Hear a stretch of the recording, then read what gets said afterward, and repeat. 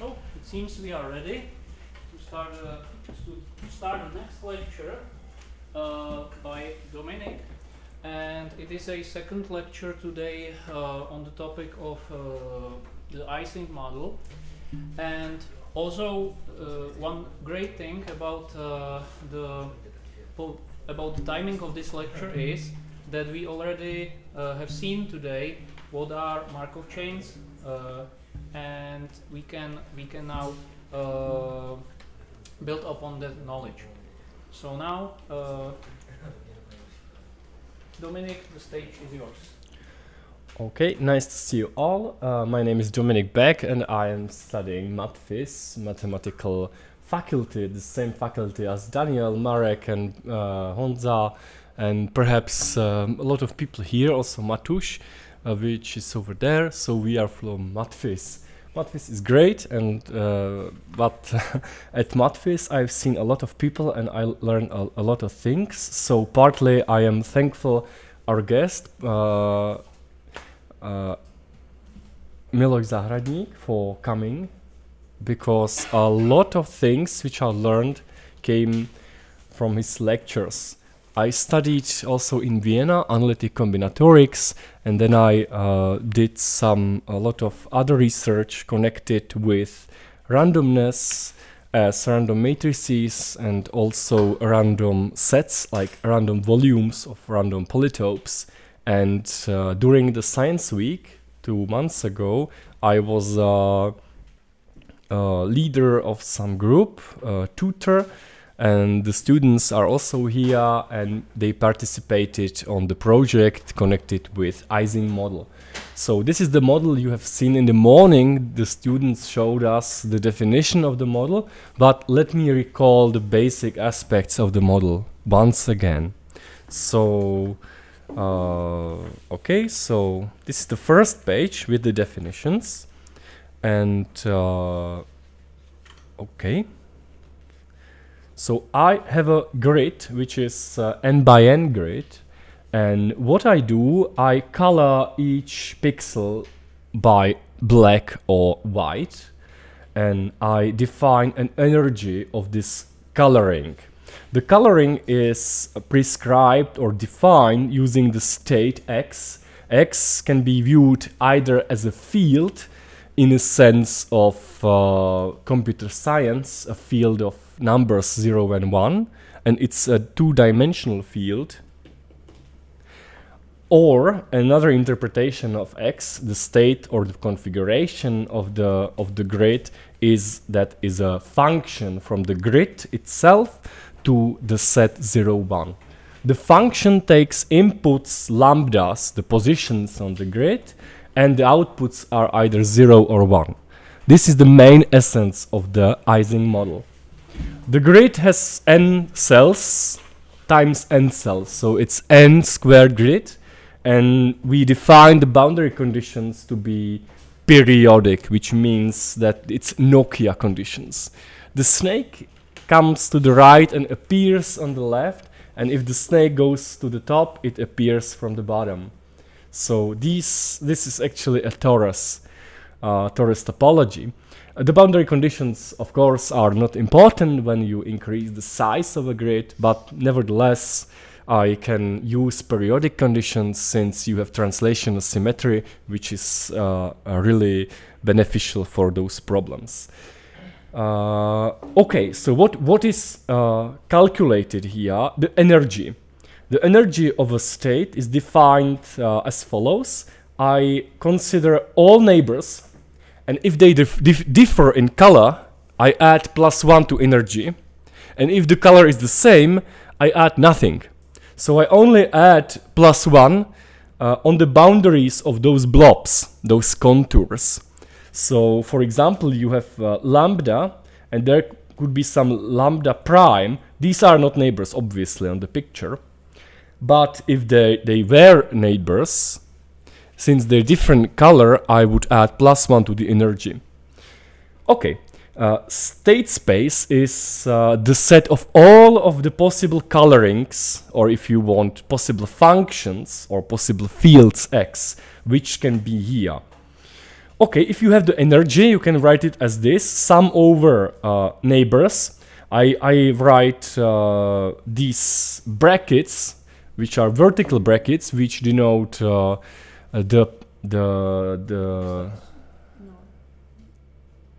neighbors. Again? The distance. The distance, but this is Manhattan distance. Okay. Because it cannot be Euclidean distance. Well, in this case, it could, because there is square root of 2. So it works also for Euclidean distance in this case. But for neighbors or for the cells which have +1 distance, well, it cannot be -1, but if they have 1 distance, I calculate the difference of colors and take the absolute values. Since the colors are either plus or -1, this makes sense, because the difference is 0 when the colors are the same, and +1 when the colors differ. This is precisely the term in energy I want. The states aren't distributed the same way. Some states are more probable than the other, and I define the distribution function, or the probability that some state occurs among all the sets of state, as this Boltzmann distribution, as you have seen, where z is the normalizing constant, which is called also the partition function. The partition function plays a major role in determining, for example, the mean energy, as one can see here. Since it's normalized, this probability density, the sum over all the states must be equal to 1, which means I can factor out 1 over z and then multiply it by z, and I get that z, the partition function, is the sum over all states of this Boltzmann function, e to the minus beta e of x, where e is stands for the energy. The mean energy, by definition of probability, must be the sum over all states of the product of energy times the probability of that state occurring. This can be written using the definition of the probability density, and this I can write very neatly using derivative, because as you can see, if I differentiate exponential using the parameter beta, the factor minus e pops out. So I can write it as minus, because there is minus sign, which has to be cancelled with this minus, derivative with respect to beta of this sum. But this sum is precisely the partition function. But there is something missing. Yes, there is a mistake, sorry. So please correct one mistake. The mistake is here. There is 1 over z, which is missing. So there should be 1 over z in front of this product. This should be 1 over z, and this makes sense because this is 1 over z times derivative, which can be written as the derivative of the logarithm. There is a product rule. Differentiating the logarithm will give you 1 over z times the derivative of z with respect to beta. There's some question. Okay? Yeah, when I did the calculation, yeah, you only, there was, yeah, yes, sir, okay, I refute my question. Okay. Okay, so the trick I used, which actually can be used or cannot, but the trick I used is as follows. Instead of summing over all states, I create some randomization procedure. So instead of the states being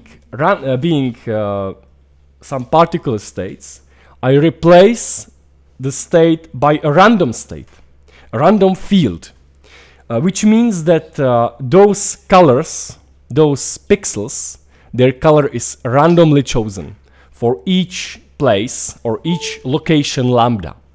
So instead of x lambda being from 0 to 1, 0 or 1, I have random variables, capital X, indexed by the letter lambda, which is precisely the position in the lattice. And this is from 0 to 1. These are random variables, and I declare them as independent. I can do it because I am summing over all states, so I can sum over all colors. Next, you can see that I defined what I write here as z tilde, which is the expected value of this function, which is exponential of minus beta times energy of x. Since I'm calculating the expected value, now x is either 0 or 1 with equal probability. So it has to be the summation times probability that one state is at 0 or 1, which is 1/2. Now there is no Boltzmann distribution because everything is uniform. It's 0 or 1. To the power of n squared, because there are 2 to the power of there are n squared possibilities for the locations, and each of which can be either 0 or 1. So this sum is precisely the partition function, and there is some numerical factor here. So I can relate the expected value of this function with summation of this function, which should be obvious. If I sum over all states, it has to be the same as the expected value over random state times probability factor, which is some constant. So these are connected. So now I will compute this expected value. We have to wait until it appears. This expected value will become calculated. The mean energy is derivative of the logarithm, but the logarithm of z tilde is some constant plus logarithm of z. Derivative of a constant is 0. That means that those derivatives are in fact the same. So instead of z, I can use z tilde for calculating the mean energy. And also I can derive the variance of the energy as the second derivative of beta. Why this is true, it is left for the reader or for you in the audience. So this is not cluster expansion, as I was told 2 days ago. It's a polymer model expansion only. There is no exponentiation yet. So this headline is actually not correct, but nevertheless, I use that anyway. So let me again look here to the energy function, which is summation over all pairs. So instead of summing over all positions, I can sum over all pairs directly. So I will draw those lines, pairing lines, which connect the neighbors, nearest neighbors. How many of those lines there are? There are in fact 2 times n square lines, because since from the periodicity, this actually replicates and connects with this red point. Because for each point, I can draw the line to the right or to the bottom. I cannot draw it to the top because there is already a line present from the point from the top. So there are 2 possibilities to draw a line to the nearest neighbor in 2D. So in a grid of n squared points, there are 2 times n squared those lines, those pairing lines. This pairing line I will denote as P. And there are 2 points which are on either side of this line. For definitory purposes, I will write P minus for the leftmost point and P plus for the rightmost point if the line is horizontal. And I will write P plus for the top point when the line is vertical, and P minus if the line for the bottom point if the line is vertical. The number of those lines is 2n squared, and I will write a curly p as the set of all pairs p of points, all pairs. So basically this is this set, this black set with those green additional lines. Then the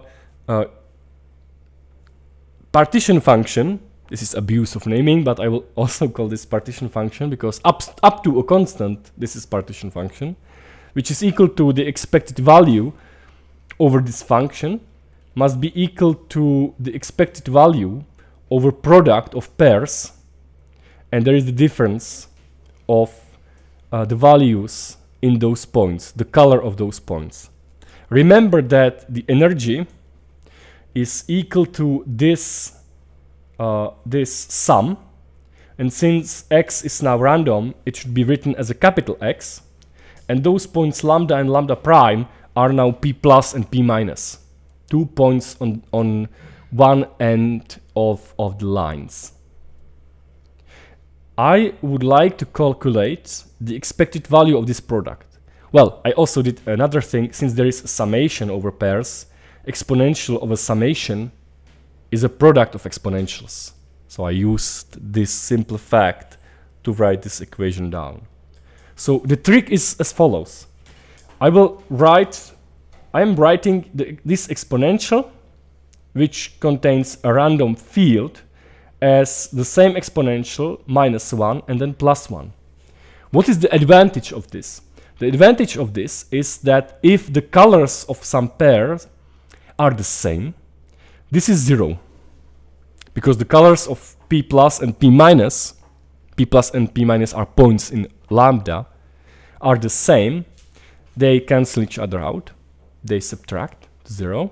So this is 1 minus 1, which is 0. So if the colors are the same, this function w, I call this w, of a field x for specific pair p, there is no need to distinguish between p plus and p minus because these are symmetric. So I just write this as a function of pairs and the fields. This is 0 when the neighbors are the same. So I can write this partition function as the expected value over product 1 plus this random weight, which is assigned to a random, which is assigned to a field. I can then expand this product. Well, how can I expand a lot of terms?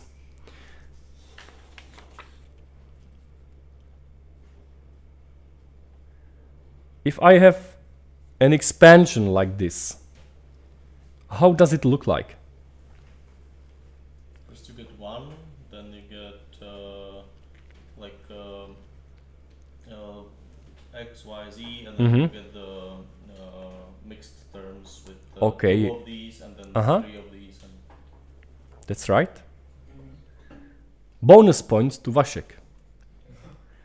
And if you look closely, there is a general pattern. If you are multiplying each term from those brackets, you can either select some non-trivial value or select 1. From each bracket, you can select only one non-trivial value. So the product is actually a sum over all subsets of x, y, z, where the weight of the subset is the product. So if I select nothing, I get 1.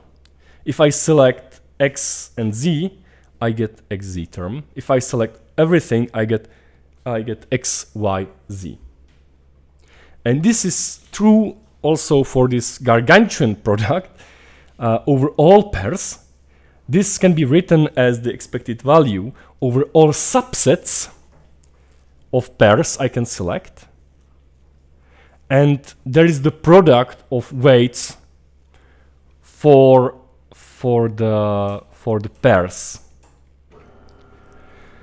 I denote this as W capital P of X, where capital P is my selection, my subset. and curly P is the set of all pairs. So let me clear everything out. Capital P is the set of all pairs. Curly capital P. Normal capital P is some subset of pairs, and little p is only one pair. So there is a product of little p's, weights for little p's, or for individual pairs, and I call it as the weight of a subset. So this can be written as the expected value of weight for a given subset capital P. How can this subset look like? There is a very neat picture on the left. I've selected 9 pairs. P1, there is this pair from the grid. P2 is here. P3 is here. There is P4, P5, P6, P7, P8, P9, somewhere of those. This is not clear which is which, but you get the picture. And if you can see, those are disconnected.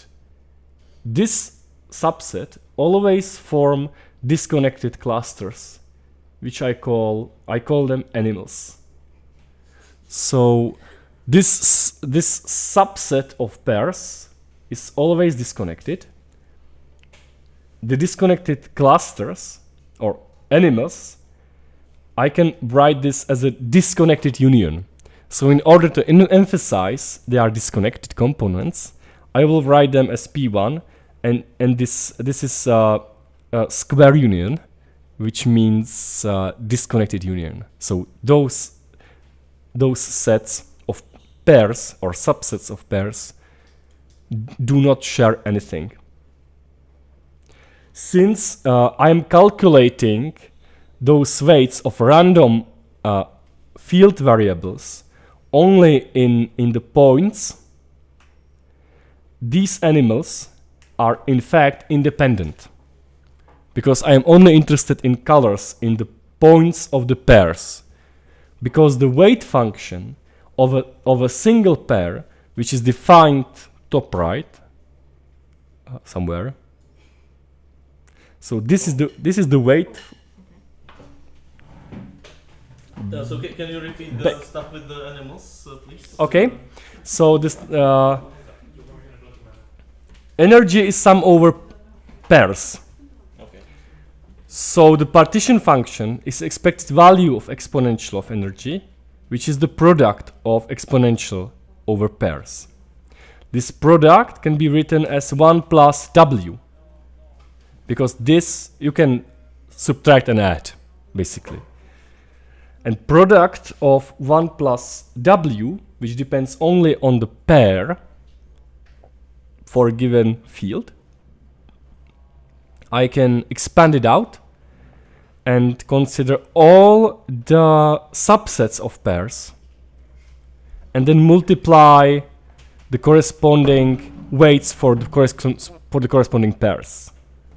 So this is the really huge multiplying out of a really big product. How can a subset of pairs look like? Well, here is an example.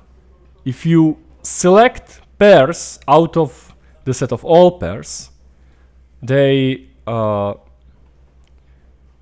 form disconnected components.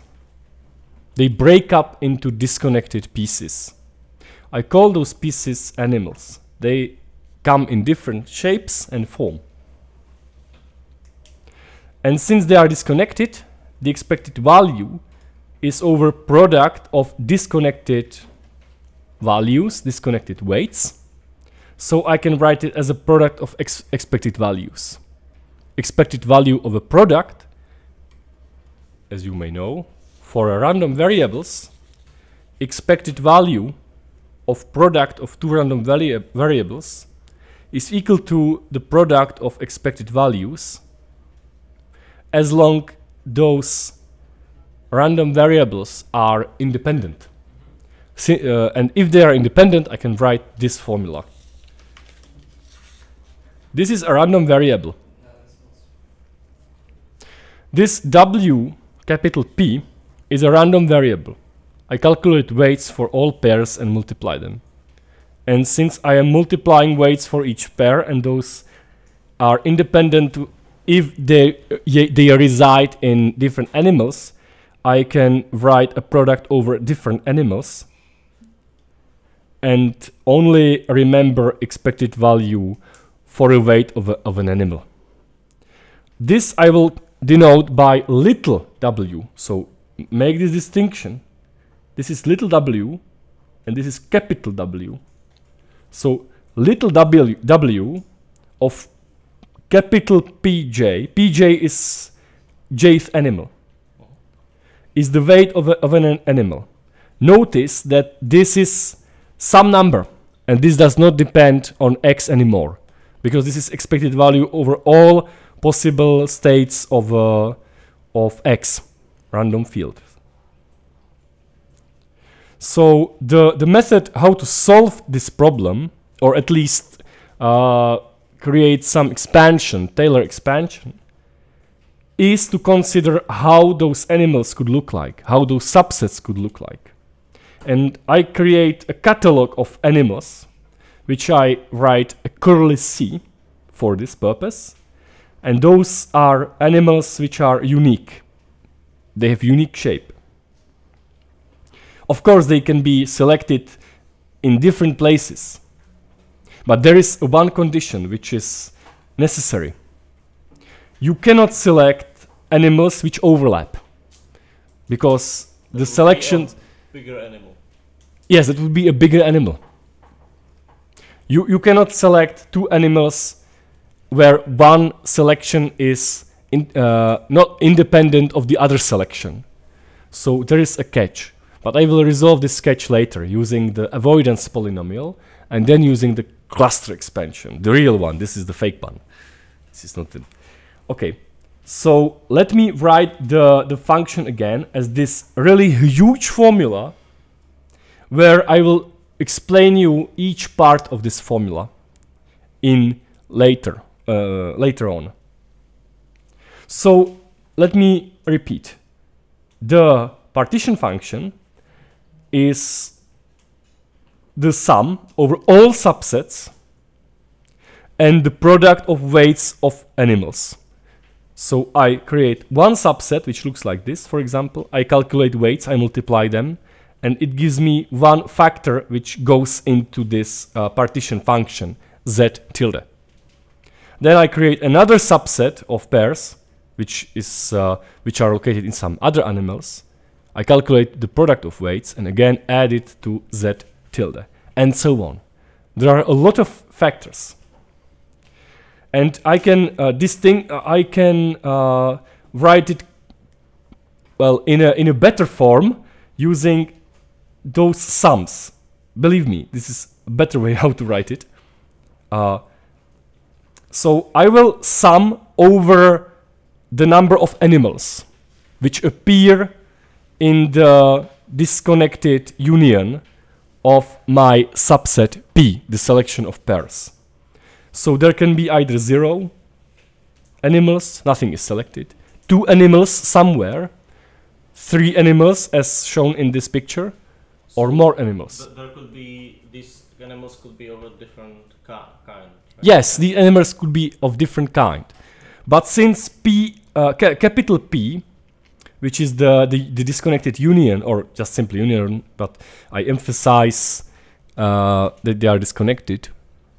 Since capital P is a subset of pairs, the animals are like indistinguishable. Their order is indistinguishable. If I select those 3 animals in a huge grid, for example, his is one animal, another animal, another animal, you cannot tell which animal is the first. You cannot tell which animal is the second and the third. But nevertheless, I attach indexes to those animals. So let's call this animal to be the first, this to be the second, this to be the third. So this is artificial, but I can impose those labels, but I have to compensate it with factorial. So I can select 3 animals, first, second, and third, and this could be first, or this could be first. So this picture corresponds to actually 6 selections of animals, to be clear. And to compensate it, I divide by factorial. This increases the number of selections, but you will see this is beneficial. Instead of selecting animals which avoid themselves, I have a different procedure. I create a catalog of animals based on their shape, not their position in the grid. And then I shift them in the grid. I can write it as this. I select animals P1 and PL not from the set of pairs on the grid, but from the catalog. The catalog is much, much smaller than the grid. Of course, because one animal can be shifted anywhere, but it's the same animal, same shape. So I select L shapes from the catalog, which are now labeled, first shape, second shape, third shape, Lth shape. Then I sum over all shifting of those animals. So, for example, I select this vertical animal, this hook animal, and this plus animal. And then I shift all those animals by vector lambda j, where j is the index of the animal. So in that manner, I can create all the pictures where those 3 animals are present on the grid. Yeah, precisely those. Have the overlapping ones. The overlapping ones, we can get rid of overlapping ones by introducing this factor, this function. This function is psi lambda 1 lambda L of P1 PL.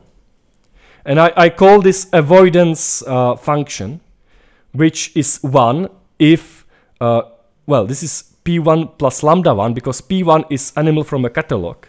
You can imagine a catalog being animals centered in the origin, for example. And then I shift them somewhere.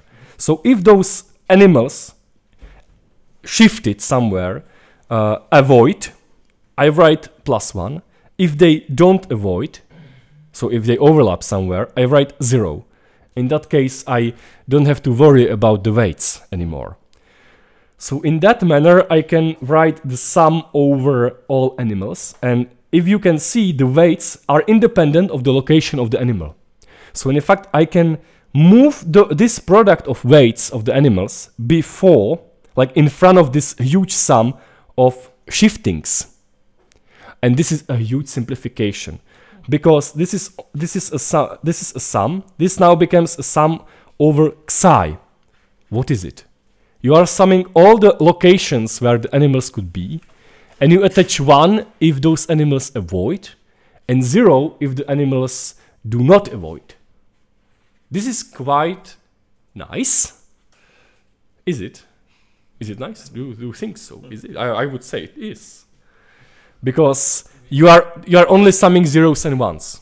So you specify your animals, and then you count the number of ways in which the animals can avoid.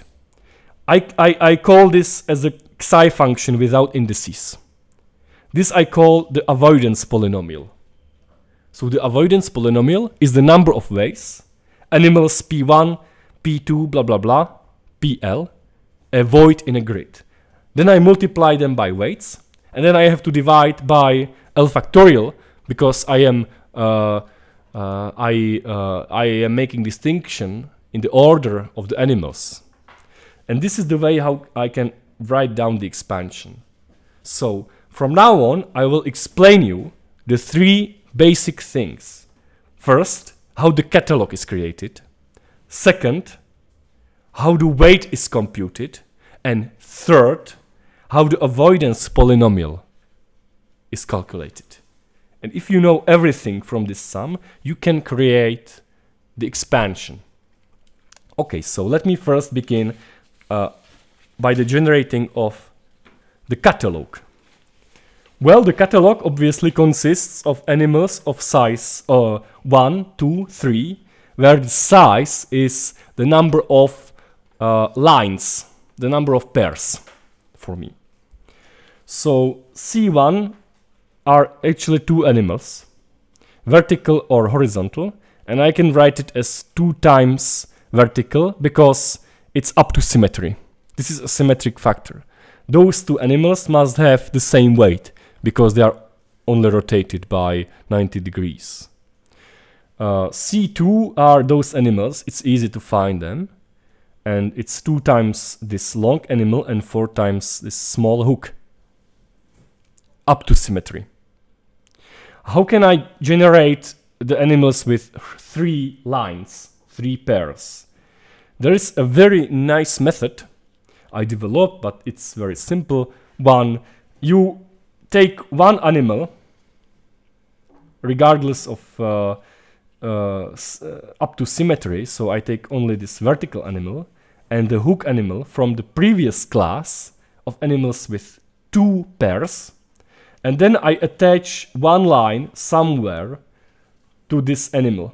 So I can attach it here, or there. These are the ways how I can attach another line to this vertical long animal. These are the ways I can attach an extra line to this small hook animal. I call this set C2 plus because I add one pair to attach it to this animal. You can see clearly that some animals are actually mirror symmetry or rotation or just 90 degrees of one another. So those animals are in fact the same up to a rotation, or up to a mirror symmetry.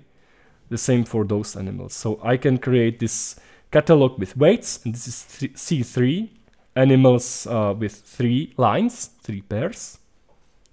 This is how the animals look like. There are 8 L animals, because you can count how many rotations there are, plus the mirror symmetries. 2 really long animals, 4 T animals, 4 Z animals, and 4 U animals. Similarly, I can create the catalog for animals with 4 number of pairs, and this is the catalog for animals for 4 number of pairs. I'm happy to see at least one graph which is not a tree.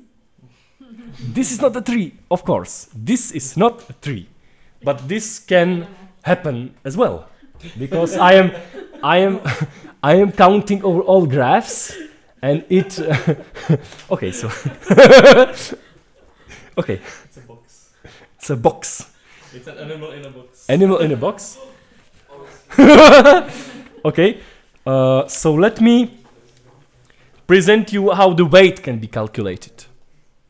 So as I told you, the weight of an animal is the expected value of a product of this particular random function, where P is the pair included in the animal, and this is the weight factor, which is random, for the specific pair. Is this exponential? Well, without any further ado, I will show you how you can calculate the weight for the simplest animal. Actually, the simplest animal is select nothing, but okay, vertical line. In order to calculate the exponential, well, you need to calculate the expected value of only one pair. There is only one pair. I can write this point as lambda and this point as lambda prime. Can I have a short question? Mm-hmm. Now just occurred to me, if we translate this back to the Ising model, how could this even be? Because if you have a white pixel and a black pixel, subtract -1 from all pairs, -1/2, and now you have plus or -1/2, and this is the same model. Yeah, but this corresponds to white and black, Mhm. like Yes. connected Yes. to each other. But can this exist in isolation? Because you can't have just if there's something around this, Mhm. then there should be other pairs connected to it, right? It doesn't matter. The math is clear. The math required you to calculate the expected value of only this pair. Oh, okay. And it only X is huge. You are right. X is the field, which is incredibly huge, and it contains information of color of every pixel in a huge grid. But you are only calculating the expected value of color in lambda, and there is a color in lambda prime. Okay, so it doesn't consider the No. yeah. It doesn't see anything outside the animal, Okay. which is very neat. Yeah. So you only need to calculate the expected value of this weight for all the possible colorings of 2 points, basically. What are those colorings? So, well, if the colors are the same, the weight is 0, as I told you, because the weight was precisely designed to be 0 by subtracting this clever -1. So if the colors are the same, exponentiating 0 gives you 1, and 1 minus 1 is 0. So this is actually 0. And also if the colors are black, the same thing happens. So the only possibility of getting some non-trivial summand is when the colors differ from each other. So these two colors have to be different. There are two possibilities for that, and the probability of one color being in one state is 1/2. So you must calculate 1/2 times 1/2 for each vertex, then multiplied by 2, because there are 2 ways how you can how you can create alternating colors. And then there is this factor e to the minus beta. Now this is 1 because the colors differ. Minus 1. I will write gamma for the factor e to the minus beta minus 1. And this is this weight of this single animal can be written as gamma over 2. It's 1/4 times 2 times gamma. 1/4, 1/4 times 2 gamma, which is gamma over 2. So only alternating colors contribute to the sum. Let us calculate something more involved. The weight of a U animal. There are now 4 locations where the color change is considered. Since there are 3 pairs, I have to multiply over 3 weights, because the weights are connected with the pairs. For this pair, gamma and gamma prime, there is this weight. This is random again, and this is random again. Now there is x gamma prime, and there is also x gamma prime. So these 2 variables are in fact connected to each other. Yeah, because these 2 variables cannot be written as expected value of a product.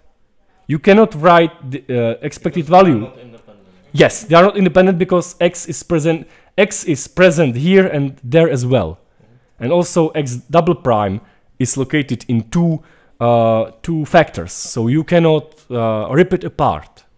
But nevertheless, calculating the expected value is super simple, because it's a product of some numbers.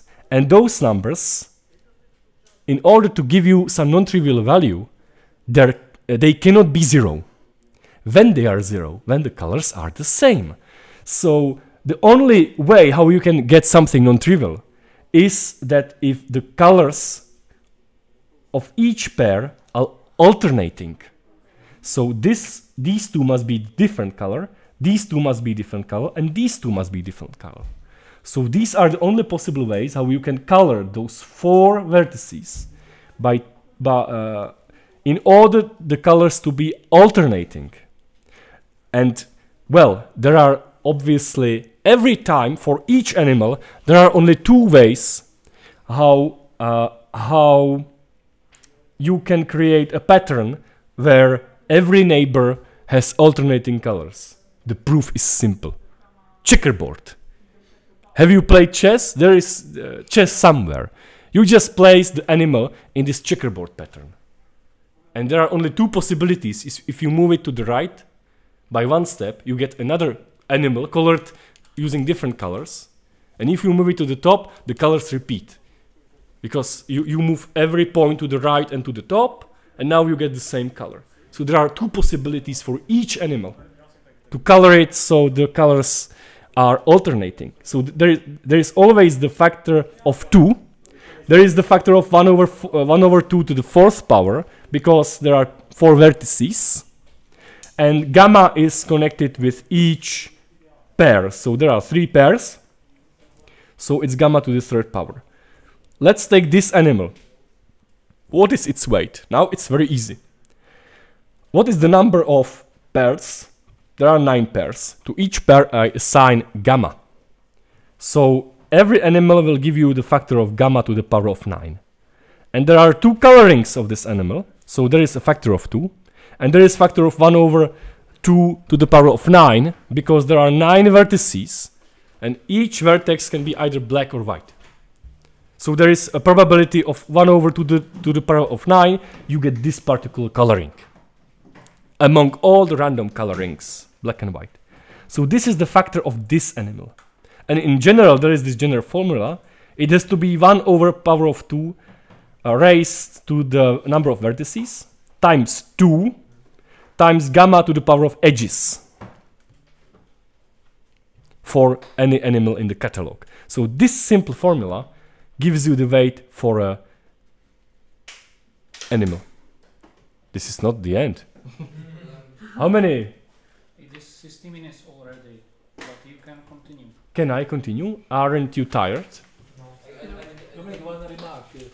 This is correct, but this is sense only for small temperatures. Large temperatures, large temperature. Because beta is small when T is large. Large temperature. So small beta and large temperature. Yes. Okay. Small beta. Because otherwise it's correct, but these are only original, the first terms. Then there are other terms which are hopelessly complicated if the temperature is not large. That's right. And I will show you some pictures. This is the catalog of animals when there are 5 pairs. And the number of animals increase rapidly because there are a lot of graphs. Yeah. If I may just ask, why is it that it only works for large temperatures? I will show you why this is true in a second.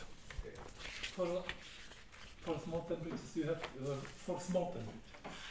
This is for small temperatures. Large temperatures. Because beta must be small. This is for large temperatures. Okay. When beta is small, gamma is small.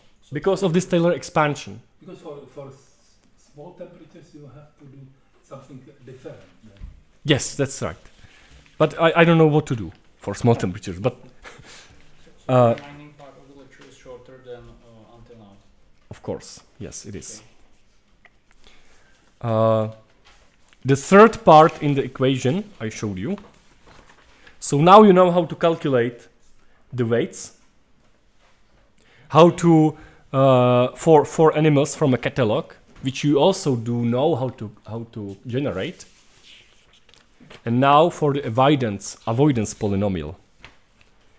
The avoidance polynomial is simple combinatorics. It's not connected with any expected values or whatsoever. Let me recall the definition of the avoidance polynomial. Avoidance polynomial of animals P1 and PL is the number of ways how the animals P1 and up to PL can avoid when placed on the grid. So there are certain positions which are prohibited. And my question is, what's the number of ways? If there is only one animal, then the question is relatively simple, because you can shift the animal in different locations from left to right, and since the boundaries are periodic, you can get across the boundary. So if you say this vertex is the center of the animal, for example, the center of the animal can be placed anywhere in the grid. And since there are squared positions, the number of ways how one animal can avoid itself is n squared, because there is no another animal to be avoided with. So this is always n squared. When you have two animals, the question is harder. It cannot be n squared times n squared. The first animal can be placed anywhere, but the second animal cannot be placed anywhere. There are n squared locations for placing the first large animal, say. And what are the number of ways how you can place the second animal into the grid? You need to avoid the first animal. So, by exclusion, the number of ways how you can place this smaller animal anywhere is n squared. But some placements are prohibited. The prohibited placements are those where the vertices are shared. For example, if I place the animal here, the two vertices are shared, so this is prohibited. How many prohibited placements there are? These are in blue. So you can place it here, and now this is connected. You can overlap this animal with this edge, or put it down, and so on. So there are 13 ways how you can place it, so it cannot be counted in the avoidance polynomial. So I have to subtract 13. So the avoidance polynomial is n squared times n squared minus 13. And now you can see why I call it polynomial, because it's a polynomial in n squared, which is some heuristic I found. And if there are two animals, the highest power is n to the 4th. If there are 3 animals, the highest power is n to the 6th. Let me show you how the avoidance polynomial can be calculated by hand for 3 animals, p1, p2, p3. And note that p2 is different from p3 because they are labeled. So my method was this. First, I place. The method is quite tricky. Instead of placing 3 animals, I am only placing 2 animals, and I treat the last animal as a place where it cannot be placed with respect to the previous 2 animals. Let me explain it to you. Instead of U shape, I can draw this simple square of 4 places. Instead of I shape, I can draw this 2 by 1 rectangle, and also for the last shape. I write a little dot, which I would consider as a center of this animal P3. And I put this P3 animal over the animal P1 and P2, where I cannot put this animal, put the center of this animal. The center, the animal cannot be, for example, if this is P2, I cannot put it like here. This is prohibited. So the center cannot be here. I cannot overlay it. So the center cannot be here. And I cannot put it like that. So the center cannot be on top of it. Shouldn't there be 2 crosses above the P2?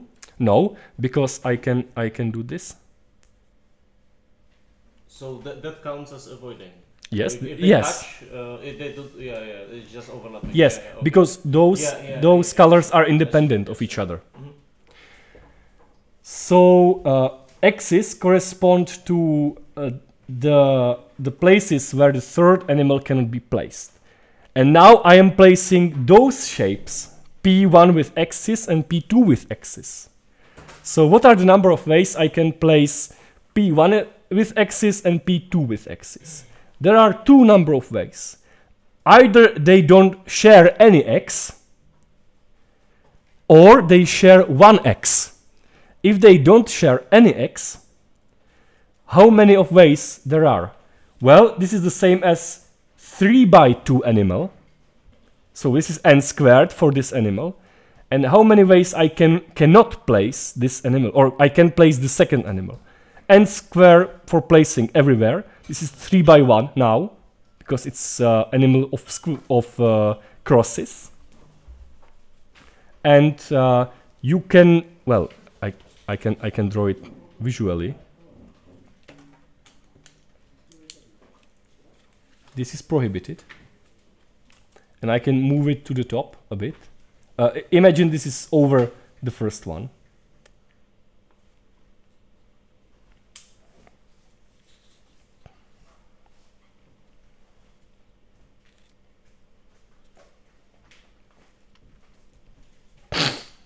So how many ways there are? You can place it so it do overlap with this green animal. There are 5 ways how you can shift it. So in total there are 10 ways, because there is this part and the left part, right part and left part. So there you have to subtract -10. And now this is the final part where I'm placing the third animal. The third animal can the third animal's center can be placed anywhere where there is no cross. So I just count the number of crosses, which is 9.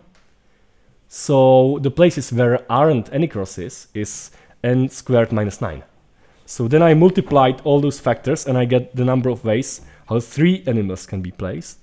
And for this particular subcase, when one cross is shared, there is 4n square ways, because for any placement of this square, I can, as a Lego brick, attach the eye animal to 4 joints. So there are 4 ways how you can overlap the axis. And suddenly there are only 8 axes. So there are n squared minus 8 number of ways how you can place the center of the remaining animal. And you multiply this and you get the avoidance polynomial once again for 3 animals. So you see some sense of recursion. So the number of ways for 3 animals can be written as the number of ways of avoiding of 2 animals, in a sense, which are enlarged by the axis of the remaining animal. So this method was a revelation to me when I first discovered it, and it helped me to calculate it by hand for every possible combinations of 3 animals. It took me, but this is only for 5 animals, it took me 4 consecutive weeks, 10 hours per day. So it was a really huge task. Are you sure you don't have any mistakes there? I have not, because then I found the exact solution, and in a second I got the right answer too. So what is the overall contribution to the partition function? The partition function is a series in powers of y, and the method is for gammas. So gamma, powers of gamma, which is precisely the number of edges. So whenever there is gamma to the power n, it corresponds to n edges. And edges can be distributed among some animals, and I can write the versions of n edges using this table. There could be, for example, if you have 4, well, n is the number of edges, n edges, you can have 1, 2, 3, or 4 animals. L is the number of animals. If you have 3 animals, the only way how you can have 3 animals and 4 edges is that the first animal has 2 edges and the remaining one has only 1 edge. If you are having 4 edges, then one animal has to have 3 edges. The remaining one is a simple vertical or horizontal piece. Or it's a combination of 2 animals with 2 edges. For example, this has 4 edges. So this should be, in my notation, counted as 2 plus 2 factor. So I group the terms into those bins, or call it a bin. So this particular combination would be hidden in 2 plus 1.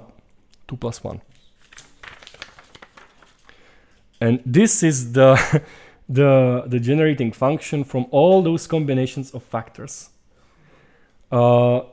This actually, for example, this looks like an avoidance polynomial, but you have to know that it's for every combination of 3 animals with this number of edges.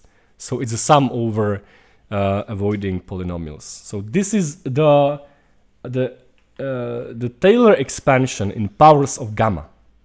And I found also the 6th power expansion, but I am only showing the power of 4. And remarkably, the logarithm of this expansion looks really simple. Extraordinarily simple. So this series in gamma, which is up to power of gamma of 4, can be written as exponential of this simple series in gamma. And if I plug in the definition of gamma, which is e to the power of minus beta minus 1, which is of order beta, because this Taylor series is 1 minus beta minus 1, so gamma is of order beta.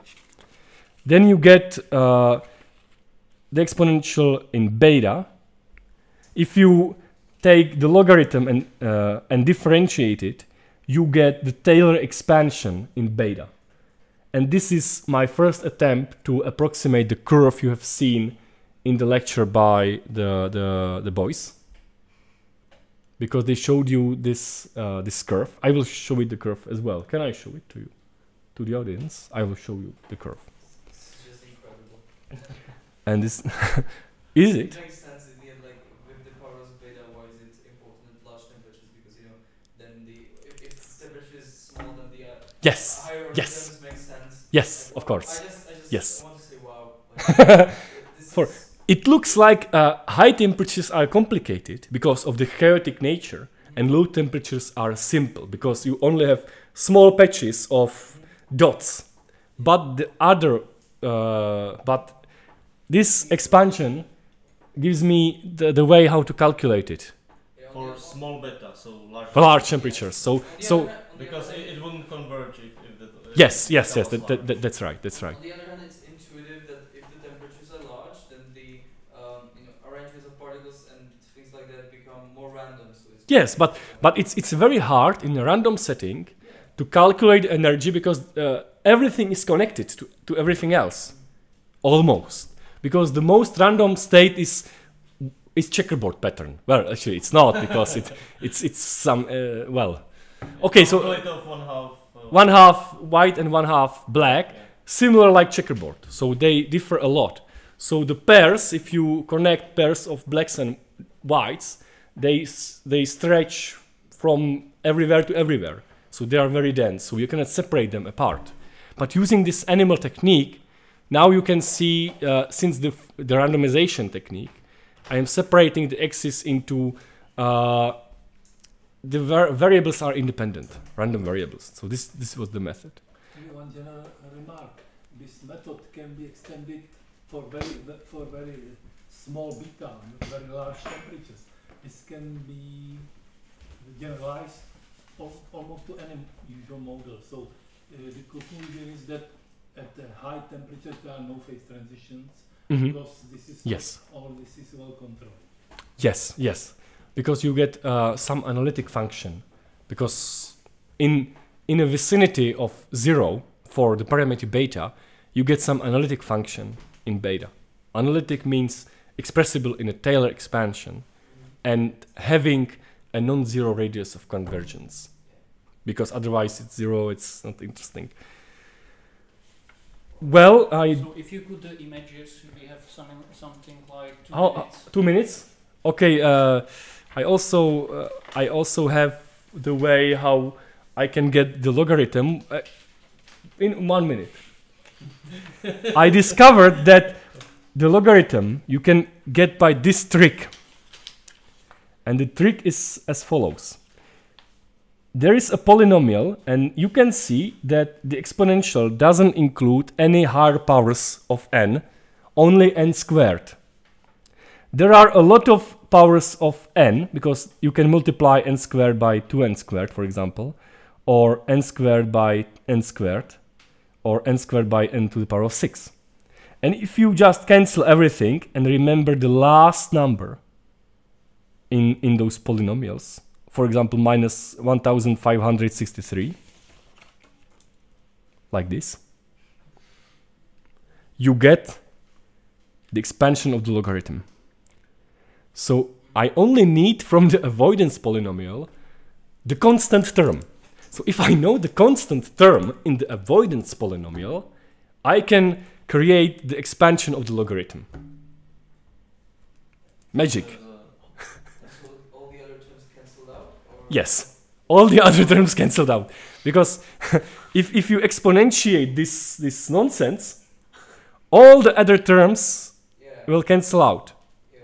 Yeah. If sorry, if you take logarithm of this huge thing, all the terms will cancel out. And this was the way how I checked the correctness of that. I can show it to you on a computer. I am bringing a computer in a moment. And I also created a way how I can prove it, but it involves graphs and adding a link between each graphs. But I will show you later. Maybe if I have more time to this. So I will skip this part because it's the most interesting part, which is to be skipped. So at home. So there are another images which are precisely for logarithms, but okay. Let me bring my computer. Your explanations was really 59 seconds.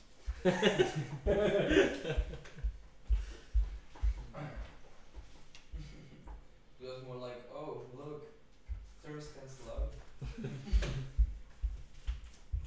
So this is my computer.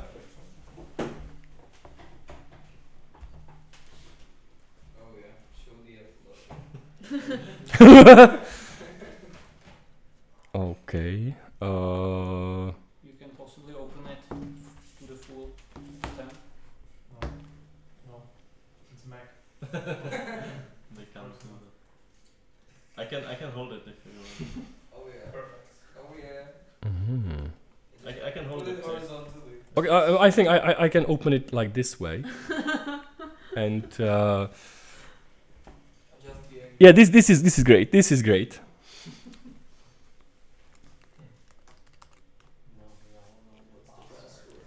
Are you able to see anything?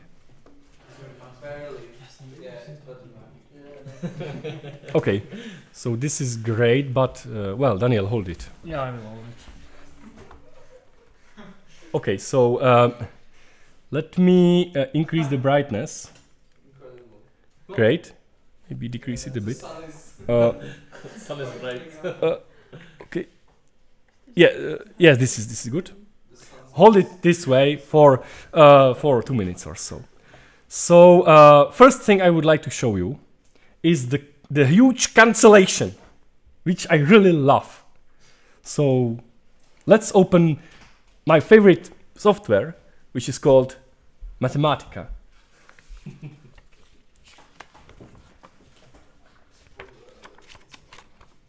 It's a Mathematica. And let me just copy paste this huge function. Are you doing some magic? Oh boy. Those are the tricks. So let me copy paste Source. this huge function in here. Okay. So this is the huge function. Black magic happened. This is it. You can see it. Can we split the screen? Yes, please do. Okay. We cannot because there. Yes, we can. We can. Let me just make some. Okay. So are you able to, Daniel? Please get closer to me. Closer to me. Closer to me. Up. Yeah, but I have Closer to me. Slowly, slowly. Okay. And yeah, because no, No. this Yeah, okay, okay. Yeah? You want to split it. split the screen. Now this term, this zero term is 1, which is okay. My mouse cannot go up here because it's paper. So this is 1. This is 1. This is n squared gamma. This is 3/2 n squared gamma squared, and so on, as you can see here. And what I did is find a series of a logarithm. These numbers do not contribute in the series function because it's just a way how you can comment anything in Mathematica using stars. You can see that I calculated this polynomial up to factor of 6. And if you, for example, change one number here from 7 to, I don't know, 6, say, then the expansion looks like this. You have a lot of powers of n somewhere, of course, because you are expanding gammas which are attached to some polynomials of n squared. But if these numbers are correctly placed, then higher terms cancel. So higher terms cancel out, and you only get, you can factor out n squared. So this is the implementation in the program I stole from my students. So let me show you the stolen program. Can you focus it? It's usually the other way around, that the students steal from the courses. No. If you get further, then you can steal from No, no, no. No, that's not the way how academia works. Sorry. Okay, so let's jump to the program. Let's jump to the program. So I will get the Nobel Prize and the money, and you will get a master degree, of course. Wow. Find it. Okay. Yeah. So there is this program which I called. Well, this is actually this is a program I did not steal from my students. I created it using ChatGPT. I call it a grid piece placer, and this program, what it does is that you sorry, this is not the one. Grid piece placer. Let me open the. Okay, you can. This will explode. Yes, this is grid piece placer, and imagine you would like to find the number of ways how 4 pieces can avoid themselves on a grid n by n. So you just substitute for the program 4 pieces, for example u piece, as you have seen, this u1, as coordinates, and then you just run the program. So how many ways can 4 squares avoid themselves, which is very hard to compute, so I will just take only 3 of them. How many ways can 3 squares avoid on a grid?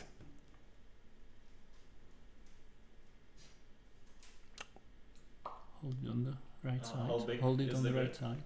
Hold it on. Co? Ten prezenter. There is it. There is it. This is the polynomial. So this is the number of ways how 3 squares can avoid themselves, but it has to be multiplied by n squared because the first can be anywhere. So I fixed one and then I moved the other 2, and the polynomial for the other 2 is the polynomial you see. What does empirical, theoretical, and fitted mean? Theoretical is nonsense. So don't pay attention to theoretical. So empirical is this. Since I am wise, I know from empirical study, the result is always a polynomial with whole numbers as its coefficients. And since I know this, because the God told me, some deity, Yeah, that's the reference. I do this simple trick. I just create a grid 4x4, calculate the number of ways how can 3 squares avoid. Then I calculate the same number for 5 by 5, 6 by 6, and these are the numbers, and then I fit a polynomial through those, and this is the result for any n. So this is the way how I do it. And then I just remember the last number, and this is how I proceeded. So Peculiar thing. Like mix of empirical, theoretical. Yes. What's peculiar is that it works, and it is in exactly the right polynomial. Yeah. yes. So, well, if the fit looks like 194.654, then it's not correct, because it has to be a whole number, because otherwise it's ugly, and ugly things are not correct. Okay, so this is everything from me. So I'm very happy that you perhaps enjoyed, perhaps not, this lecture, and thank you once again for the attention you gave me.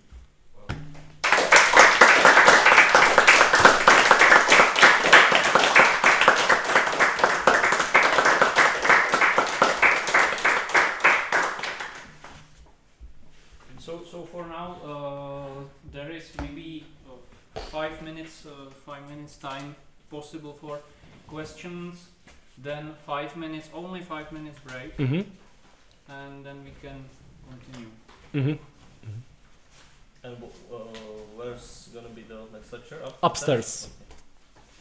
I just have a great comment. You set my expectations of your capabilities very high. So if I don't see you like solving the 3D Ising model in the next 5 months, then I'm No. No, I made an estimate, and it would take me 10 years and 10 students.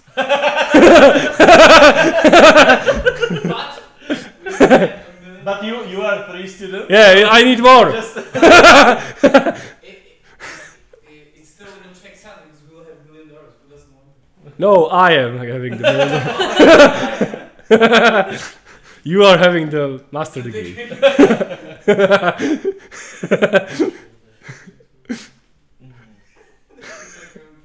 By the way, you told us that you will show us the curves that the guys showed. Do you want it to see it? It's from the discussion time. You can. Okay, I can In the 4 minutes, who is interested? So perhaps we could then compare like the Monte Carlo simulations. Yes, yes. Daniel, please assist me with holding this handle. Okay.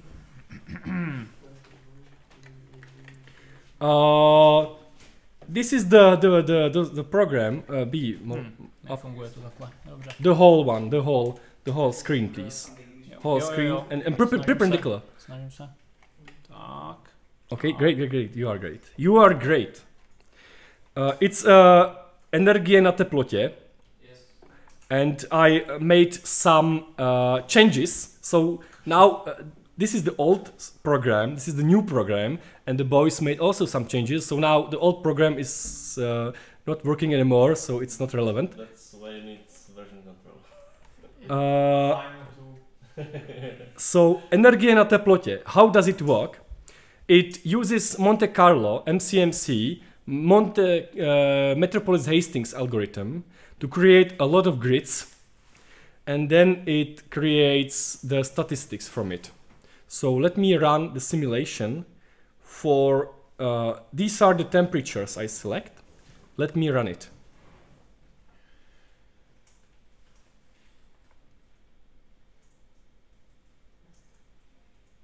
I don't know why the intermediate results are not showing. No. Yes, they are. So it would take a moment.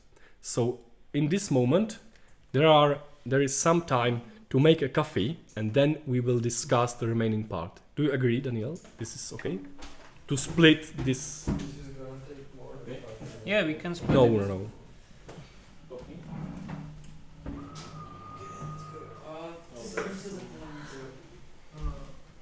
Do you think? I've got like the heat map of changes.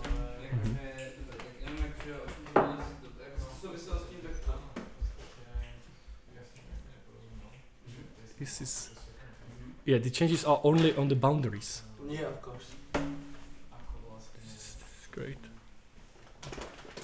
Já na konci nerozumím jedné věci. Mhm. Víte, že logaritmus něčeho, že má jen pár členů, ano, to jsem špatně myslel. Jo, ano. No, nezdá, že bych si vezmu, kdybych si vzal čtyřbodovou píša na Isingu model toho, tak i tam ten logaritmus má konečně mnoho členů. Jo, on má nekonečně mnoho členů. On to je jenom rozvoj do 4. řádu. Jo, je to jenom rozvoj. Já jsem se snažil hlavně o ten rozvoj pro hodně vysoké teploty. Takže vlastně to není tak zajímavé.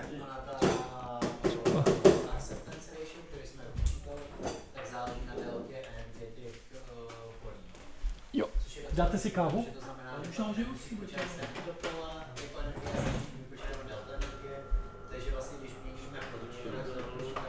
Pijete si léky?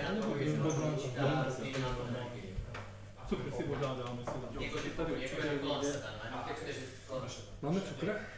A nemusí být. Jo, štínový? Takže se vlastně podívám na ten vedle sebe, podívá se, když se mění z jedné činnou, tak je tam tak ztrácí jednu energii, beta delta. Pokud je nad tím zase většička, tak můžete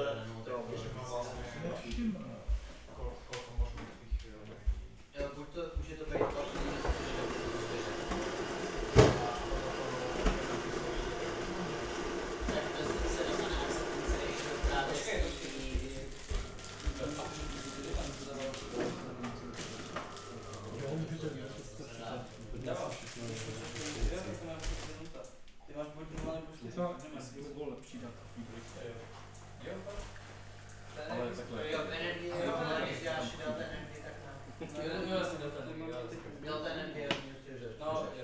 Podle času.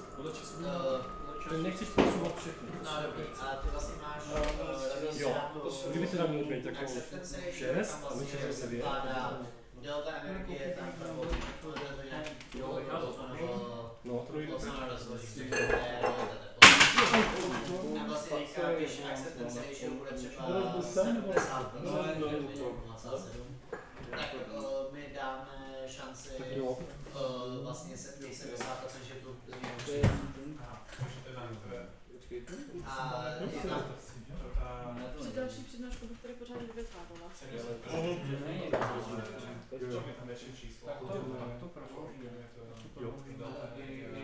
Tam jde o to, že vlastně ta teplota je no takhle, tam je to něco jako na exponenciál z minus Jo. a teďka přemýšlím si to Minus delta 5 energie prostě. takže koukne na to, co ukážeš za obrázek. Jo, jasně. To je stále hladší. Jo, ale protože není dobrý jakoby ty breaky, posouvat spolu s programem, ale dávat je tam, kde je místo, na ten jejich čas. To je stejný, jako když posouváš oběd. Je lepší prostě, než byly ty přednášky, dát oběd tam, kde se zrovna hodí. Pokud je třeba tomu přijde, když to je 0,7 teda, tak pokud je menší než 0,7. Dáte si ještě někdo kafe? Přijmeme tu změnu. Já bych si dal. Je prakticky. Kdo říkal? Já. Jo. Jo, ne.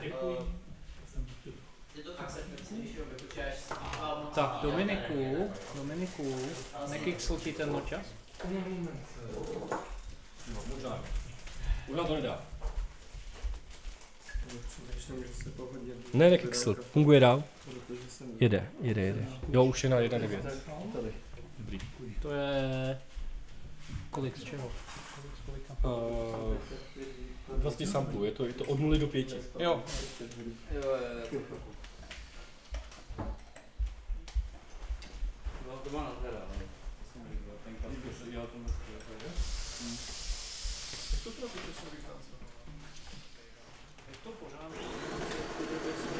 Ale tohle jsi se naučil.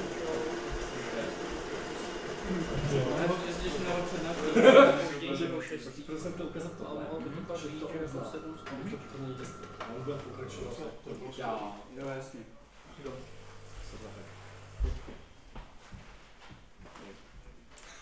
Jestli teda to chcete vidět, tak jestli The calculation is taking so long that we are extending the break. Yeah, if you want coffee, there will be coffee. Until further notice.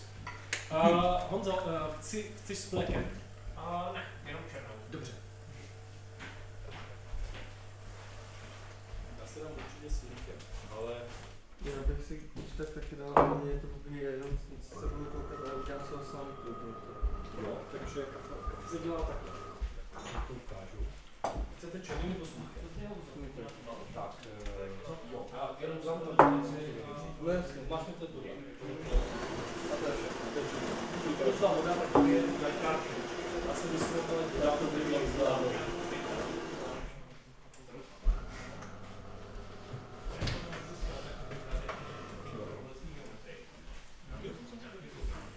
Já failuji sčítání tak až po 9, takže jednoznačně to zvládnu. Jo. Děkuji, jsem rád. Snad ten systém dobrý, že to vlastně také jakože námi to vlastně Jo. Mně se to líbí, že začnu s takým problémem. Pak do něj jdu, nebo s takým modelem, tam ho popisuju, rozděluju to na ty, ale se to hrozně dlouho trvá. To, co vidíte na tu brožuře, těch pár stran, to sám. A nějaký věci, když je dostatek veliček a pak se to samozřejmě. Je to jen tak jednoduše, já nevím, co to je. Jak je ten problém? Jakože já jsem Isingův model znal, už dřív, právě a pak jsem ho, mě hrozně zajímaly náhodné procházky a náhodné grafy. Mě se tam takhle jako objeví. Takže to jsem, a taky jsem ho nazval jako projekt. Mě oslovil můj kolega z ČVUT. Jo, můžete někdo odnést Honzovi nahoru kafe. Si teda, prosím, nahoru, to je tam. Tam je nahoru. Jo. Karel, jestli ho znáte z FIHSu, Karel, ne, Karel, no, dělá ne, Havlíček Borovský. Ne, je to Karel, God. ne, Karel, co dělá God, je na ČVUT, a vzpomenu. A on se zeptal, jestli nechci dělat pro týden vědy, můžete posunout myšku jenom, aby se to Toto? Ne, vedle. Toto? Jo. Dobrý. Ne. Co? Dobrý, jede to, dobrý. Posunout myšku, ne položit knížku. Jo. Jestli bych nechtěl dělat lektora na týdnu vědy pro studenty, já jsem říkal, no jo, ale co bych měl jakoby ukázat, aby se naučili, jako jo, a na konferenci. A mně přišlo, že všechno je takový, jasně, měříme si plazma, tokama, jasně, ale kdo ví, co to je plazma v škole, to nejde. Chci něco, co se dá vysvětlit, co se dá naprogramovat, co je zajímavý matematicky, ale k čemu se dá přistoupit i numericky. A ty Monte Carlo se nepotřebujete moc složitou matiku, jako můžete mít analytické řešení, což je tohle, to je těžké. Ale můžete jít do toho numericky. Nasazit to do ChatGPT, já mám tam udělám. Ještě dlouhodobu rozuměla celý činách jsem Tak jsem k tomu dostal takhle taky. A ten týden vede taky Jo, vlastně to vysvětlíme skvěle. Virial kola. A umí ChatGPT opravdu matematiku? Že vlastně nepamatuje odpovědi, ne? Že jestli ChatGPT opravdu umí matematiku, ne? Já docela jo, já jsem mu dával jako nějakou variantu problému, se kterým si myslím, že se jakoby ještě nesetkal v té podobě. A jako dokáže to nějakým způsobem. Já jsem viděl, jak mu lidi dávají šifru a ještě musí mu řekl klíč k té šifře, on to neposlal. A jako šifra to... Tak je otázka, jestli 3,5 nebo 4. Ale podle mě jako tohle je pro ně hrozně těžký. Když bych se ho zeptal, aby ti třeba napsal program, který umí tu šifru vyřešit. Jo, to jsem program. Napiš program, který udělá tohle. A on ho umí i rozběhnout. On se sám umí, když mu napíšete, jakože zodpověděš tu otázku, ale použij Python, třeba to rozběhne ten Python, tak umíš i ten graf v Matlabu, on ho umí rovnou ukázat sám. On ho umí rozběhnout, ukázat. Má plugin nějaký Python. A ono mimochodem... No, nemusí, normálně. A už to je. Myslím si, že by to umělo i samotný jakoby ten model, akorát je hodně těžký ho k tomu dopromptovat. Dokáže vyřešit úlohu logicky uvažovat. This is the graph of the energy. This is the triangles are numerical values of the energy based on temperature. The orange lines are lines of 1 standard deviation up and below, and the green line is exact solution, which comes from the Ising, from Onsager. This is Onsager solution for the mean energy. And I can also show you the images which were okay. You should also mention that the grid doesn't preset, so the iterations. Yes, the iterations depend on themselves. Yeah. When first iteration stops, the next iteration takes the previous iteration and not starts from the random position. The reason for this is that for low temperatures you need a lot of iterations in order to converge. And the trick is switch 2 lines in Python. So instead of generating a random field every time for every temperature, you start with the high temperature. Then So you do like annealing of the. yes. Yeah. So I start. What? Annealing. I don't know the name. Jihani. Jihani. I don't know it. I just think of it and implemented it.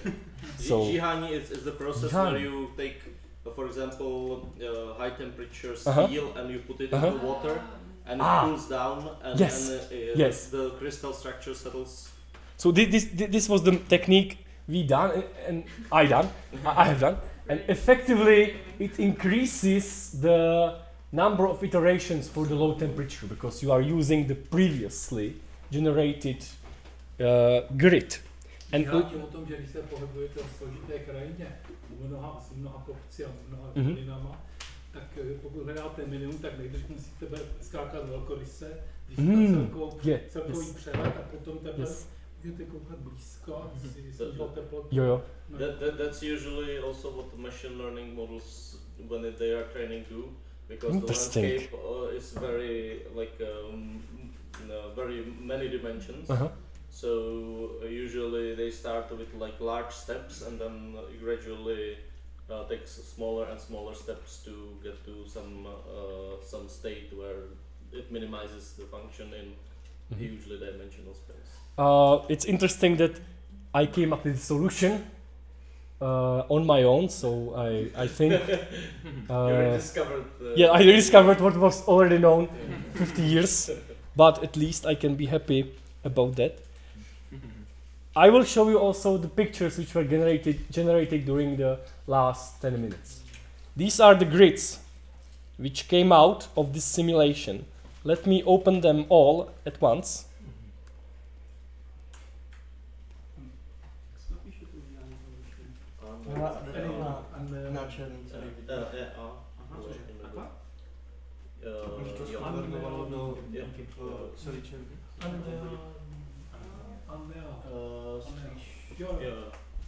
Yeah. Nebo někdy se tomu říká simulated annealing, jako simulované živý.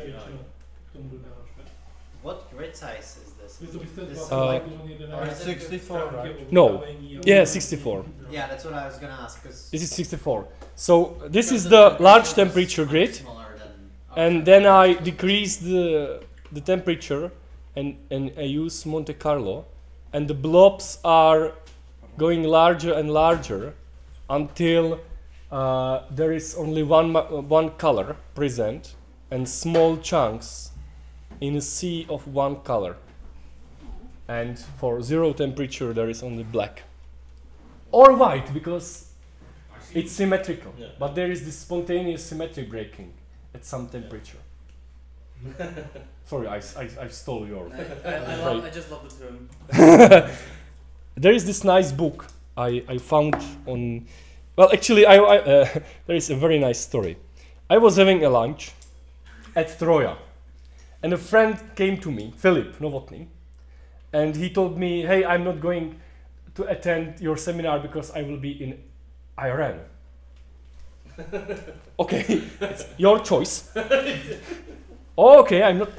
Okay, and I told him about Ising model, and I haven't known that he studied in Great Britain for his bachelor, And for some reason, the group where he studied was focused on Ising model.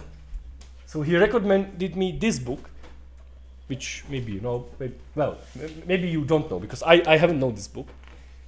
It was signed by the authors for not me. This is Philip. And these were his teachers. And there is obviously one page which is the Ising model again. So that's it. Also, you have a similar story to my story about the book. Opening a random book Yeah. and discovering just the Ising model. When he showed me those pictures, I was really, and maybe this is another picture you've seen today. Do you know this picture? Of course. This is the mean field theory you mentioned, with this equation of tangent hyperbolic. Basically, I did a similar thing to Dominic. I just was very lazy and didn't do a real analytic. So there is everything, and even more, of course. So I conclude this part with this book. Tori, can I ask you for switching off the screen record? Please have some time for drinking your coffee.